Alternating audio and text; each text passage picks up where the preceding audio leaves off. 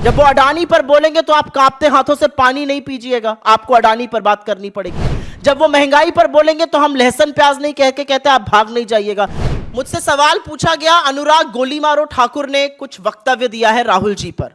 अनुराग ठाकुर की जो पदोन्नति है वो उनके इस नफरती बयान के बाद हुई। अगर उन्होंने मंच से ये घृणित नफरती बयान करके दिल्ली के दंगे ना भड़काए होते तो शायद उनकी पदोन्नति भी ना होती, वो मंत्री राज्य स्तर के ही बने रहते। कैबिनेट मंत्री बनने के लिए उनको नफरत का सहारा लेना पड़ा, तो वो तो सबसे पहले पाठ ना पढ़ाए, वो मुझे बताएं किसने कॉन्ट्रैक्ट उनको दिया इस देश में हिंसा भड़काने का। पहला सवाल। दूसरा सवाल, प्रधानमंत्री मोदी ने, चाहे वो चीन हो, चाहे वो दक्षिण कोरिया हो, या जहां पर भी वो जाते हैं, चाहे वो मॉस्को हो, चाहे वो ब्रिटेन हो, चाहे वो ओमान हो, अबू धाबी हो, टोरंटो हो, जहां पर भी वो जाते हैं वो देश के ऑपोजिशन के खिलाफ ही आग उगलते हैं।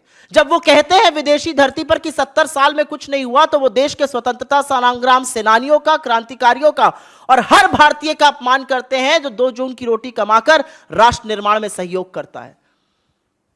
और इसीलिए मैं पूछती हूं, जब वो कहते हैं कि हिंदुस्तान के लोग 2014 से पहले कहते थे क्या पाप किया कि हिंदुस्तान में पैदा हो गए, वो सम्मान बढ़ा रहे हैं देश का या देश का सिर झुकाने का काम करते हैं? और मैं आपके सामने एक सवाल बोलती हूं और पूछती हूं, राहुल गांधी जी ने क्या कहा? राहुल गांधी जी ने कहा एक दुनिया जहां पर अमेरिका और चीन लड़ रहा है, वहां पर हिंदुस्तान की जो लोकतंत्र है वो इस विश्व के लिए सौगात है और हमारी बड़ी अहम भूमिका होगी। इसको तो सिर माथे लेना चाहिए और ताली बजानी चाहिए भाजपा के लोगों को, लेकिन इन नासमझों को ना समझ है और ना देश से प्यार है। और अंत में एक बात कहती हूं, आपको लगता है राहुल गांधी जी ने कुछ गलत कहा है तो आइए बात हो जाती है, सदन में बात कर लीजिए, लेकिन शर्त एक ही है, जब वो अडानी पर बोलेंगे तो आप कांपते हाथों से पानी नहीं पीजिएगा, आपको अडानी पर बात करनी पड़ेगी। जब वो महंगाई पर बोलेंगे तो हम लहसुन प्याज नहीं कह के कहते आप भाग नहीं जाइएगा।